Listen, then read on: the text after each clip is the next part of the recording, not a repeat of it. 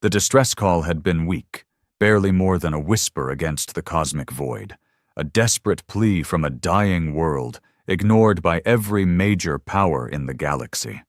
The message was simple. "We are under attack. Our cities burn. Our people fall. Please, help us."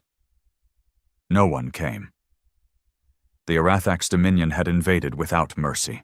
A brutal race of conquerors, they swept through the defenseless world like a storm of fire and steel. Their warships hovered over cities, raining down destruction. Their soldiers marched through the streets, executing any who dared resist. The planet, once known as Veilen 4, was doomed to be just another name erased from the star charts, its people enslaved or exterminated. The Galactic Council heard the call and did nothing. They muttered about diplomatic complications, about non-interference treaties, about acceptable casualties. They would not risk war with the Arathax for a world that held no strategic value. And so, the galaxy turned its back. But they had forgotten something. Veilen 4 was not just any world, it was a human colony, and humanity never let its own fall. The attack fleet dropped out of hyperspace in perfect formation. 500 warships, a force that should not have existed. The Council had believed humanity was weak, fractured, unable to muster such a force. But they had underestimated them. The fleet's flagship, indomitable, a monstrous dreadnought bristling with weaponry, led the charge. At its helm stood Admiral Elias Vance, his expression carved from stone, his voice calm as he issued the order that would change everything. "Begin orbital bombardment. Let them feel what it's like to be on the receiving end."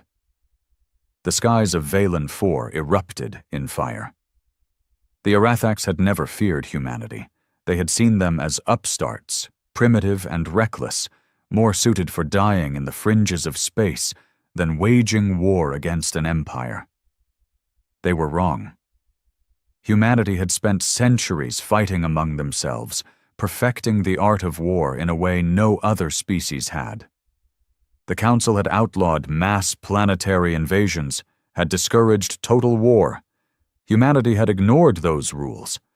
They had built ships for a fight they had hoped would never come, but had prepared for anyway. And now that preparation was paying off. The Indomitable's rail cannons roared, sending slugs the size of buildings into the Arathax capital ships, tearing through shields and armor like paper. Human corvettes swarmed enemy formations, weaving between their lumbering ships and gutting them with precision strikes. Drop pods rained down like falling stars, each one carrying soldiers clad in exosuits, their armor designed to withstand the worst the galaxy had to offer. They landed in the streets of burning cities, and did not stop. The Arathax expected them to be slow, to be burdened by their heavier armor. Instead, they moved like demons, striking fast and hard, pushing through enemy lines with relentless efficiency. Humanity fought like a species that had spent its entire existence waging war. The battle raged for hours. By the time the last Arathax warship tried to flee, it was too late. Humanity had surrounded them, leaving no escape. Admiral Vance watched as the enemy flagship burned in the void, its hull breaking apart. He did not smile. There was no joy in war, only duty. The people of Veilen 4 had been abandoned, left to die, but not by humanity, never by humanity. Because when one of their own cried out for help, humanity answered. And they came with fire. The aftermath of the battle left the skies above Veilen 4 littered with wreckage. Burned-out husks of Arathax warships drifted in the void, their shattered remains a grim testament to humanity's response. On the ground, the fires still smoldered, buildings reduced to rubble, bodies, both human and Arathax, scattered like discarded dolls. Admiral Elias Vance stood on the bridge of the Indomitable, staring at the ruined landscape below. His fists clenched at his sides. Victory had come, but at a cost. Thousands of colonists had died before the fleet arrived. Entire cities had been razed. The Arathax had made sure that even in defeat, they left scars. "Admiral," a voice broke his thoughts. It was Captain Layla Monroe, his second-in-command. "The ground teams are securing the last of the Arathax prisoners. Resistance has ceased." Vance nodded, his face unreadable. "Casualties?" "Heavy, sir, both military and civilian."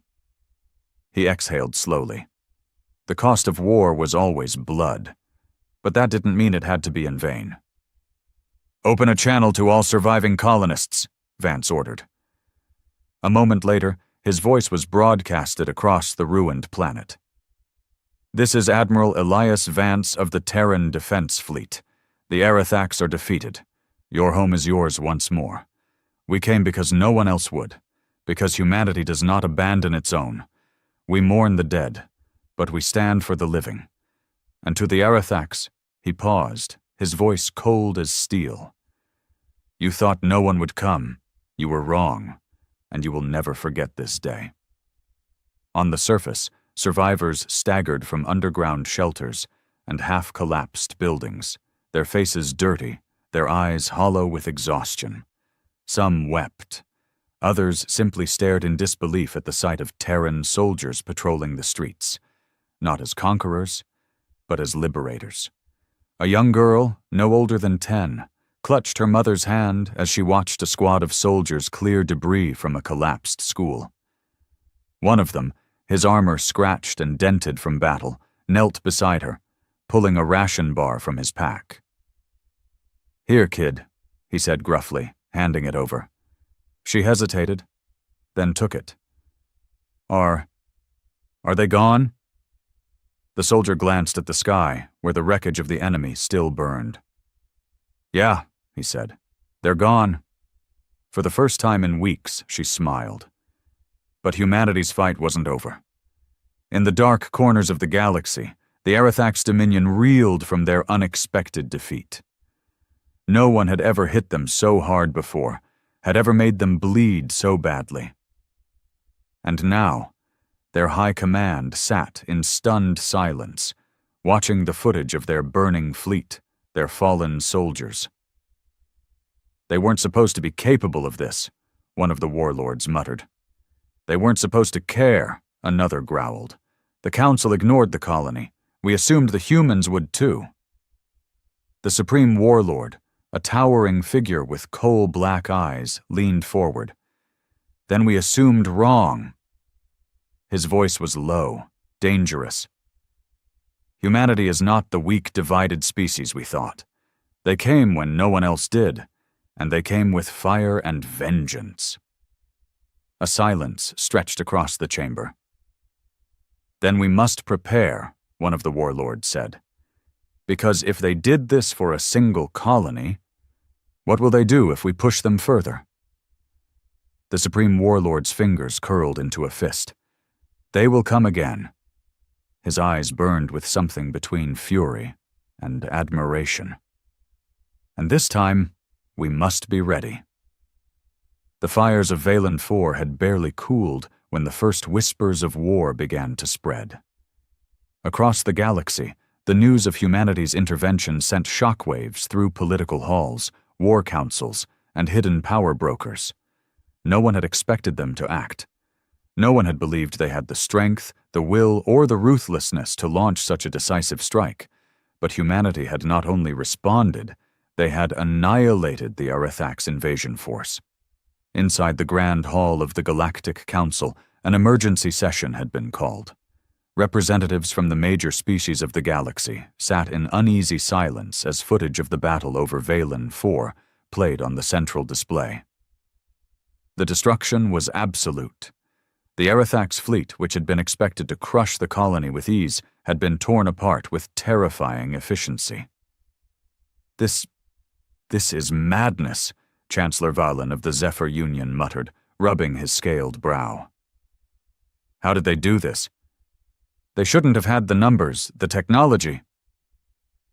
"They did," a deep voice interrupted. All eyes turned to the Arathax representative, warlord Sithran.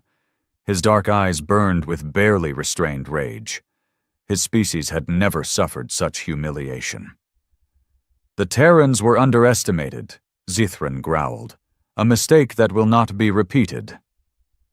A murmur of unease spread across the chamber.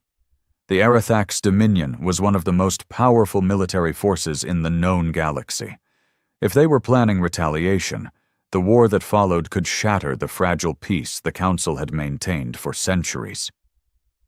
"Let us not be hasty," Councillor Orvis of the Sithari Alliance said carefully. "Perhaps this was an anomaly, a single instance of human aggression provoked by the attack on their colony. We have long known them to be emotional, protective of their own. This does not mean they are a true threat to the balance of power." Sithran's lip curled in disgust. "You are a fool if you believe that," he snapped. "Look at what they did. 500 warships, soldiers in numbers we did not think they possessed. They crushed us. And when they spoke to the survivors, their admiral made it clear. This was only the beginning." The chamber fell into silence. Then, slowly, a voice spoke from the shadows. "They have been preparing for war." Every head turned as High Speaker Luthen of the Vren Coalition stepped forward. The Vren were an ancient species, their people known for their long memories and careful strategies. They had watched humanity more closely than most. "We thought them chaotic," Luthen continued, his eyes narrowing. "Unorganized, too busy fighting among themselves to be a threat. But we were wrong." He gestured toward the screen, where the Indomitable hovered over Veilen 4 like a silent guardian. "They are not fractured. They are united. They did not hesitate to act, and they did not ask for permission. This is not the sign of a weak race." A tense silence stretched between the council members. Finally, Chancellor Veilen exhaled sharply. "Then we must ask ourselves a question," he murmured. "One that will determine the future of this galaxy." He looked around the room, eyes heavy with unspoken fear. Are the humans our allies, or our doom? Back on Veilen 4, the surviving colonists worked alongside Terran soldiers, rebuilding what had been lost. Admiral Vance stood on the edge of the ruined city, gazing up at the sky, where the Terran fleet still held position. "This won't be the last time we do this," Captain Monroe said beside him. Vance nodded. "Number it won't." She hesitated. "What do you think the Council will do?" He exhaled slowly. "They'll debate, they'll hesitate, they'll lie to themselves, pretend we're still a small, insignificant species." Then, finally he turned to face her, his expression hard. "But the Arathax won't wait. They'll come back, stronger, angrier, and this time they won't just target a colony." Monroe swallowed. "Earth." Vance didn't need to answer. They both knew the truth. Veilen 4 had been the spark. The fire was coming. The war drums of the Arathax Dominion beat in the darkness of space. From the shattered remnants of their fleet, survivors returned to their home world, carrying a message of humiliation and vengeance. Warlord Zithran stood before the grand conclave of the Dominion, his body still bearing the wounds of Veilen 4, his pride bleeding far worse than his flesh. "We were wrong about humanity," he growled, his voice echoing through the war hall. "We thought them weak. We thought they would not come. They did, and they brought with them a fire unlike any we have ever faced." A murmur spread through the warlords gathered before him. The Arathax prided themselves as conquerors, undefeated for centuries.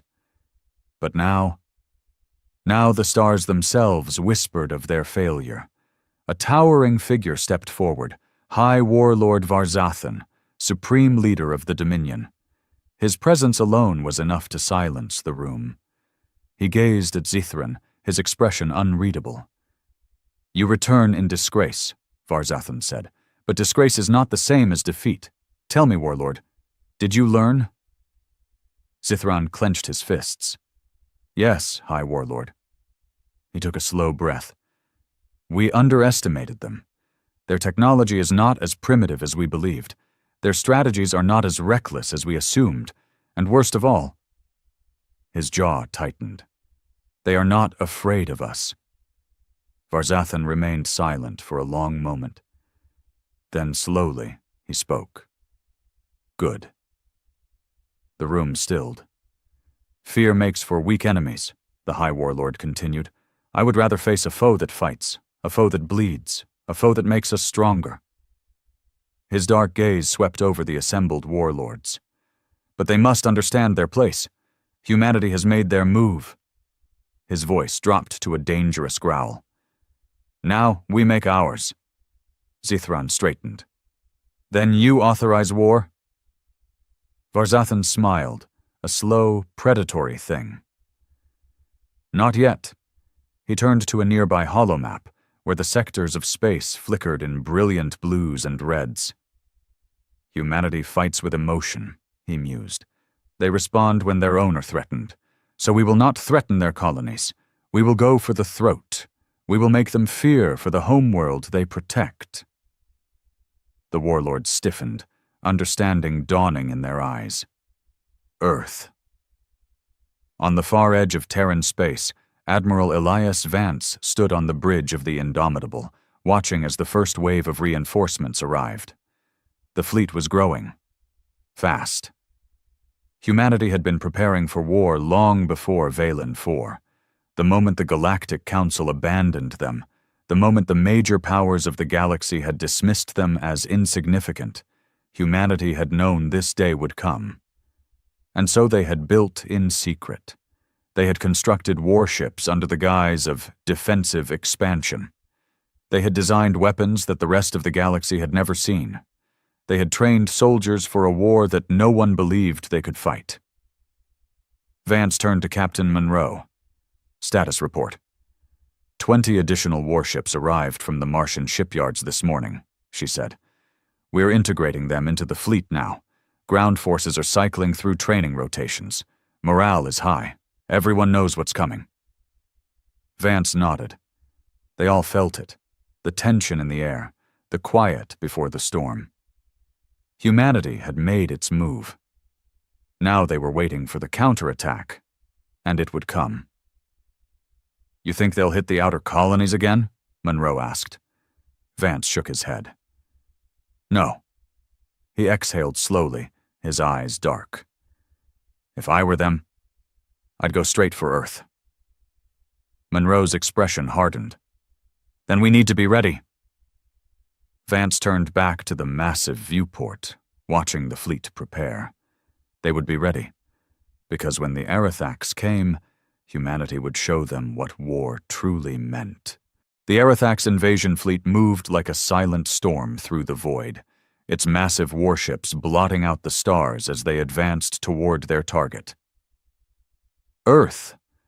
The Dominion had not sent raiding parties this time. They had not come for resources or colonies on the fringes. They had come to end humanity before they could grow into a true galactic power. High Warlord Varzathan stood aboard the bridge of his flagship, the Eclipse of Dominion, watching as his fleet sailed through the cold expanse of space.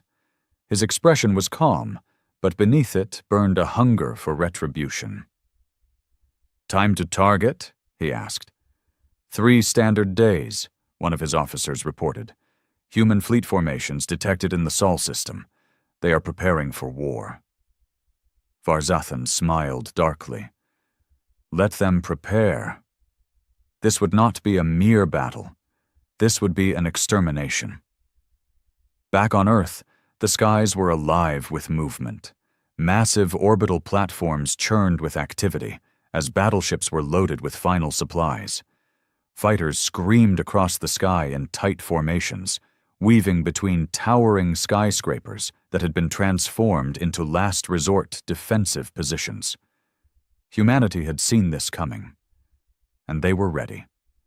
Admiral Elias Vance stood in the war room beneath the United Terran Command Center in Geneva, surrounded by holographic projections of the incoming Arathax fleet.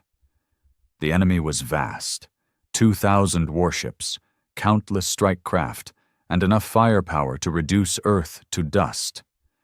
The room was tense.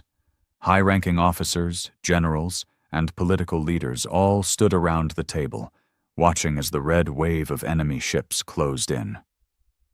President Alan Graves broke the silence.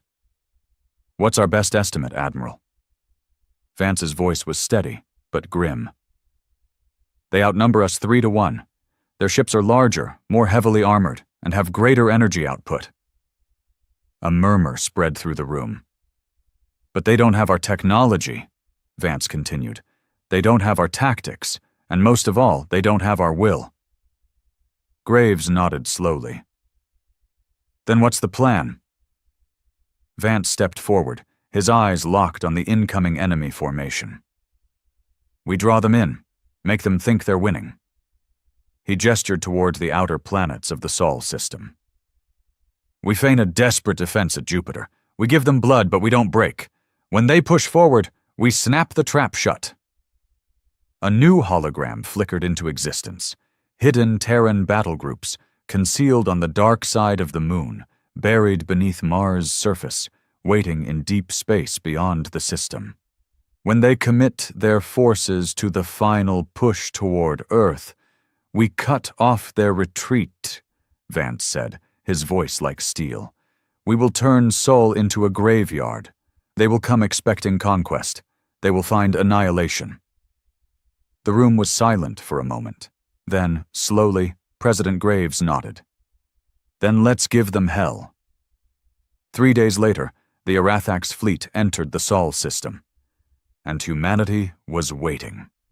The Arathax Armada surged into the Sol system like a tidal wave of death. The vastness of their fleet was a sight the galaxy had rarely seen. 2,000 warships, countless support craft, and planetary bombardment weapons capable of rendering Earth into molten ruin. From the bridge of the Eclipse of Dominion, High Warlord Varzathan watched as his forces swept past the gas giants. The primitive Terran outposts stationed on Jupiter's moons were obliterated in moments, their defenses crumbling under the sheer might of the Dominion's firepower. "Resistance is weak," one of his officers reported. "Terran forces are retreating toward Mars." Varzathan exhaled in amusement. "Good," he murmured. "Let them run. Let them feel powerless before us." But as his fleet pushed deeper into the system, an uneasy sensation crawled at the edges of his mind. Something was off. The humans were fighting back, yes, but not the way he expected. They weren't making a final stand at Jupiter or Mars. They weren't throwing their full fleet into a desperate last-ditch battle. Instead, they were withdrawing in an orderly, calculated fashion, skirmishing just enough to slow the Arathax advance before falling back again. Varzathan's eyes narrowed. They weren't retreating. They were luring him in.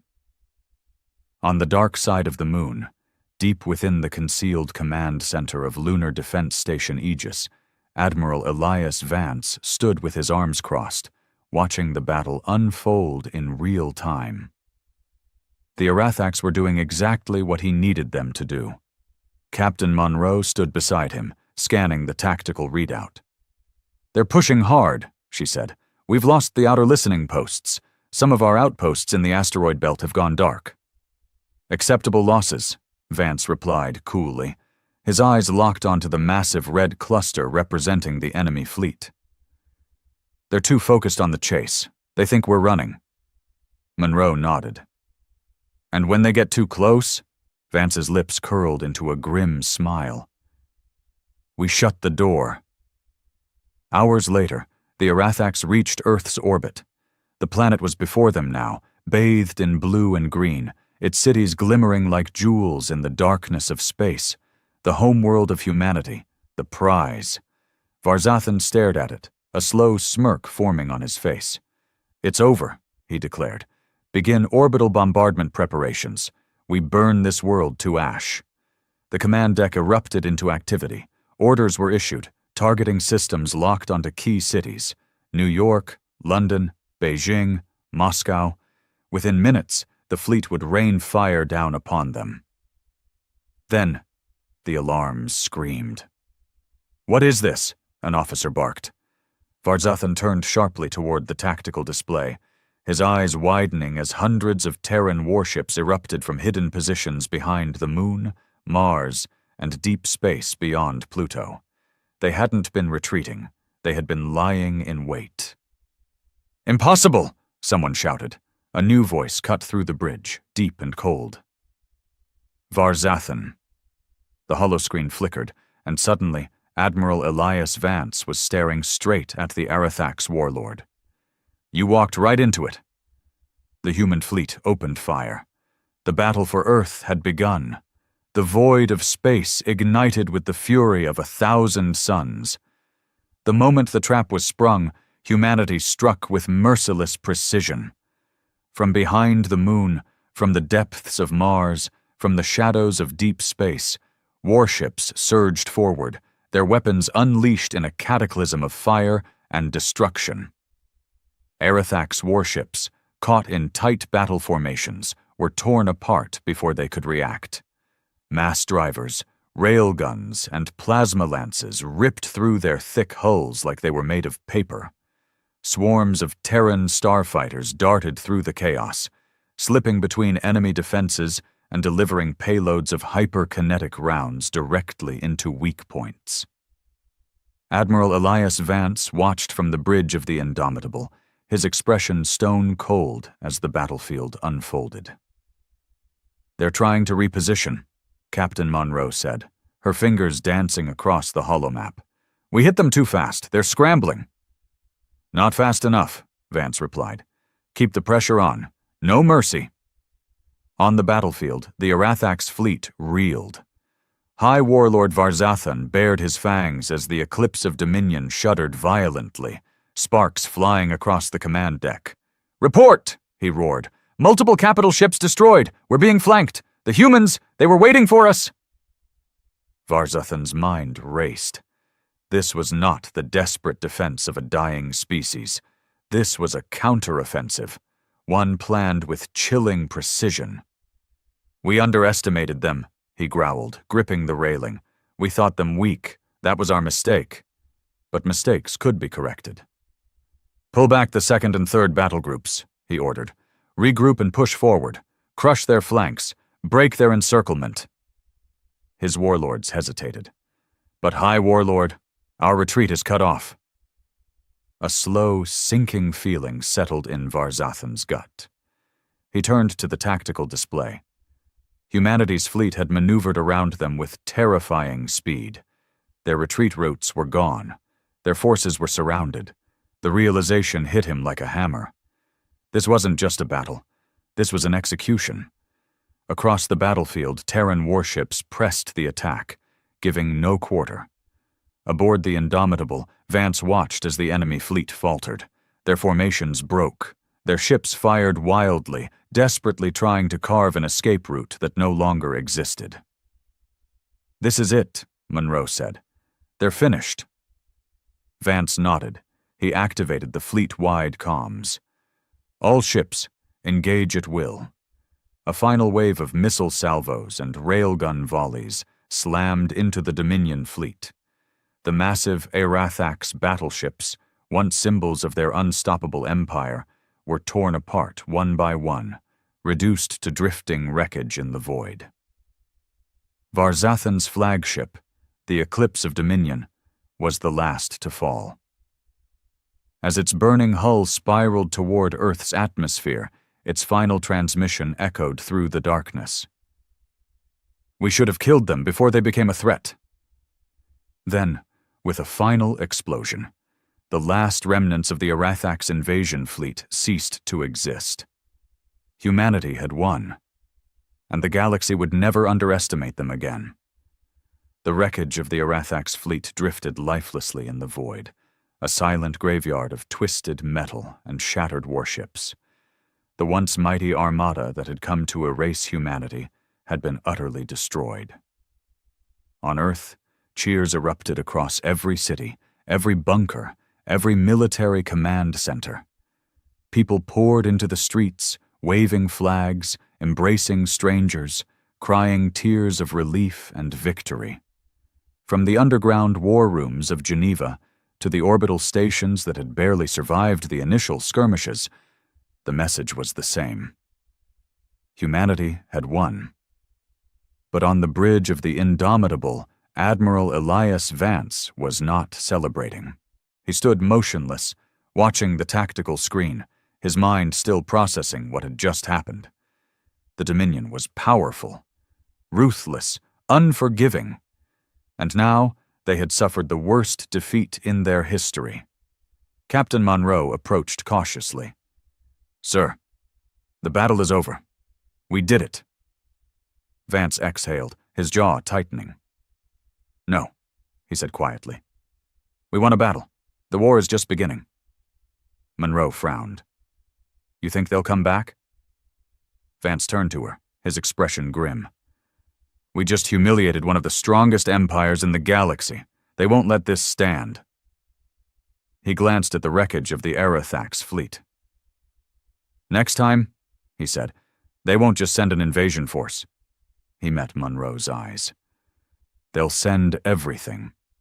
Far beyond the Sol system, on the Dominion homeworld of Zarkon, the news of the catastrophe had reached the throne room of the Aerathax High Council. The room was vast, dark, and lined with towering banners of past conquests. At its center sat the Primarch of Dominion, the supreme ruler of the Aerathax. His 6 golden eyes glowed dimly as he listened to the trembling voice of the warlord who had survived the battle. They fought like no species we have ever faced," the warlord stammered. "Their strategies, their ferocity. It was as if they knew every move we would make before we made it." The Primarch's claws tapped against his stone throne. "And what became of High Warlord Varzathan?" The warlord hesitated. Then, bowing his head, he spoke. "Dead, my lord. His fleet, gone." Silence. The gathered warlords shifted uneasily, awaiting the Primarch's reaction. Then, slowly, the ruler of the Aerathax Dominion rose from his throne. His towering form cast a shadow across the chamber, his presence suffocating, his aura of power undeniable. For centuries, no species had dared to stand against the Dominion. But now, humanity had shattered that illusion. "They thought no one would come to their aid," the Primarch said, his voice like distant thunder. "They believed they were alone. But when we came to conquer," his 6 golden eyes burned brighter. "Earth's mightiest armada arrived." His claws clenched into fists. "Very well. If it is war they desire—" He turned to his gathered warlords, his voice a whisper that rumbled through the chamber like a storm. "Then we shall bring them extinction." The war for humanity's survival had only just begun. The celebrations on Earth lasted for days, but Admiral Elias Vance had no time to indulge in victory. He knew the war was far from over. Inside the United Terran Command Center, deep beneath Geneva, holographic displays flickered with disturbing intelligence. Reports from long-range probes and deep space scouts told a terrifying story. The Aerathax Dominion was moving. "We've intercepted their transmissions," said Lieutenant Kaito, the head of Terran intelligence. "The Dominion High Council is furious. They've declared us a cosmic infestation that must be eradicated." Vance folded his arms, his expression unreadable. "What are we looking at?" Kaito tapped a command on the holotable. A new fleet materialized in the projection. It was like nothing they had seen before. "The Dominion isn't just sending another invasion force," Kaito said grimly. "They're mobilizing their entire war machine." The room fell silent. Hundreds, no thousands of warships, far beyond what humanity had just fought off. Dreadnoughts the size of cities. Siege platforms capable of obliterating entire continents. weapons so advanced that even the best minds in the Sol system could barely comprehend them. This is a full-scale eradication campaign, said Captain Monroe. They don't just want to conquer us anymore, they want us gone. Vance's jaw tightened. He had expected retaliation. He had expected vengeance. But this was genocide in the making.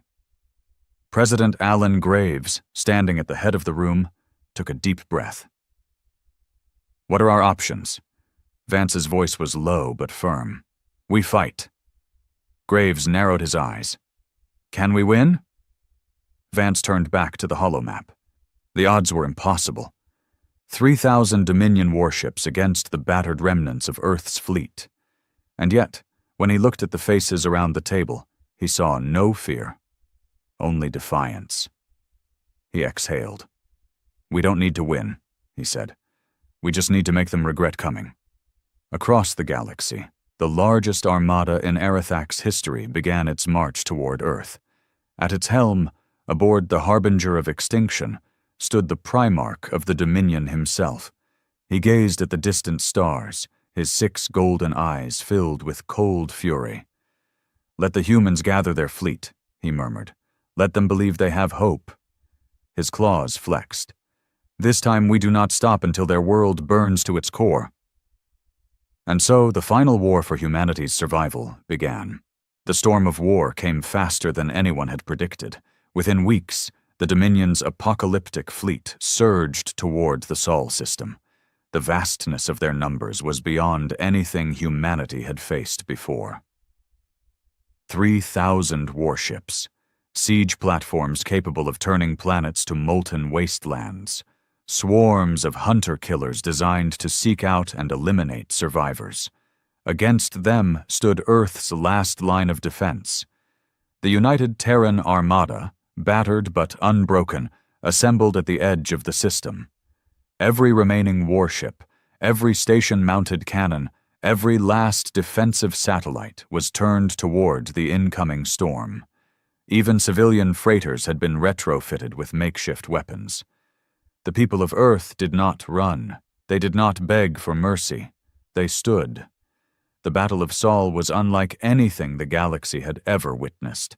The Dominion came with overwhelming force, but the Terran fleet fought like demons. Human warships, outnumbered and outgunned, executed daring maneuvers that defied all logic. Fleets of AI-controlled drones filled the void, slamming into Dominion vessels with terrifying precision. Orbital platforms rained nuclear fire onto the approaching enemy. And when the Dominion breached Mars' defense line, humanity deployed its final weapon. The Thanatos Protocol.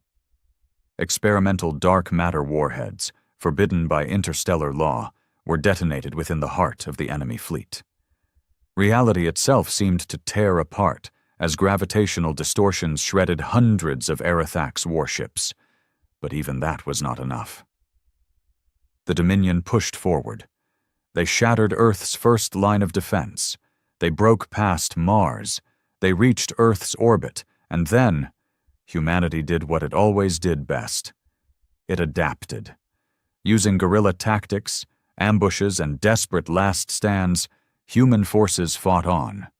Even when the orbital stations fell, even when the space docks were turned to rubble, humanity refused to surrender.